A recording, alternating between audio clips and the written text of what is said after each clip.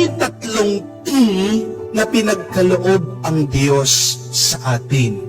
We have to thank the Lord for these three things. Time, treasure, and His trust.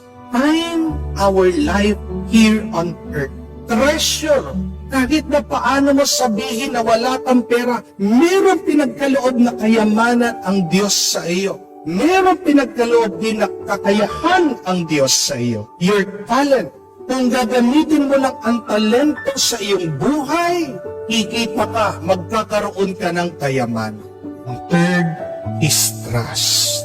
Hindi ka pinagkalooban ng buhay ng Diyos dito sa mundo kung hindi siya naniniwala sa iyo. Ikaw lang naman yung minsan hindi naniniwala sa iyong sarili. Hindi po ba? But the mere fact that you are alive, breathing here on earth, what does that mean? The Lord trusts you. The Lord believes in you. At ito din po ang aral na pinapakita sa atin sa talimhaga ng mga talento. The parable of the talents. Ang mga naglilingkod tayo. At tingnan niyo po, the Lord has given to them according to their own talents. According to their own ability.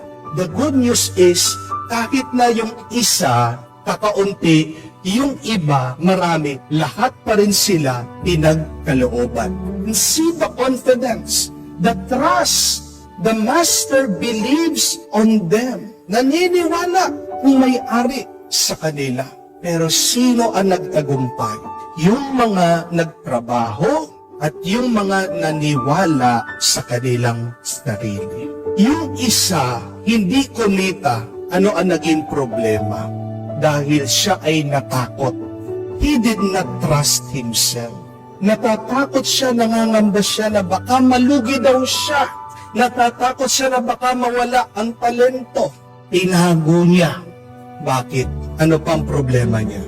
Siya po ay tamad.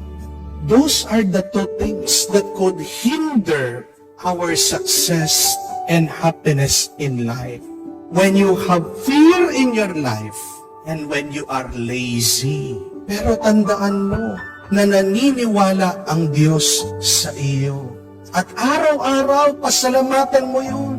Araw-araw, suriin mo ang iyong buhay. Ano ang tinanggap mo sa Diyos?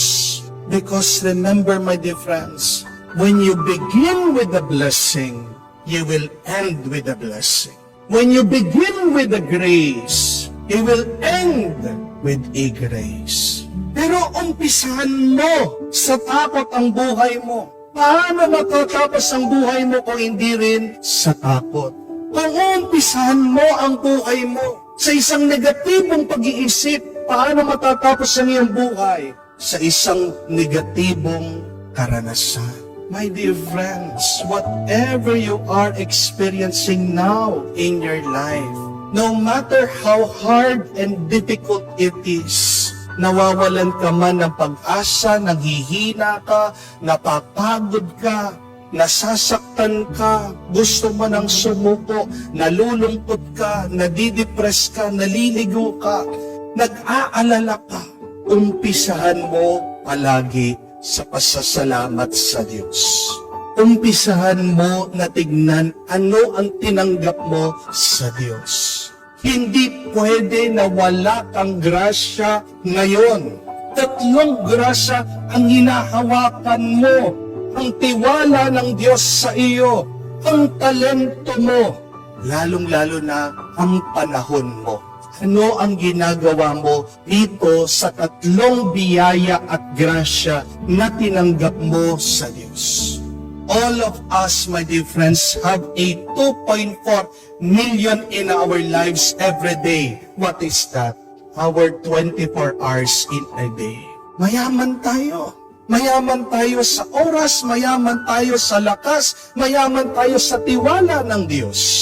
Pero bakit nawawala at nasasayang ito? Dahil sa iyong takot, dahil sa iyong katamaran, dahil sa iyong pagdududa.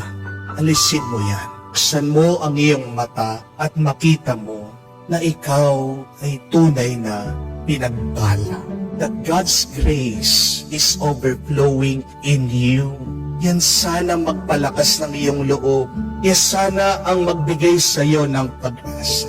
Yan sana magtulak sa iyo na mabuhay at kamtan mo ang iyong mga panaginip at pangarap araw-araw.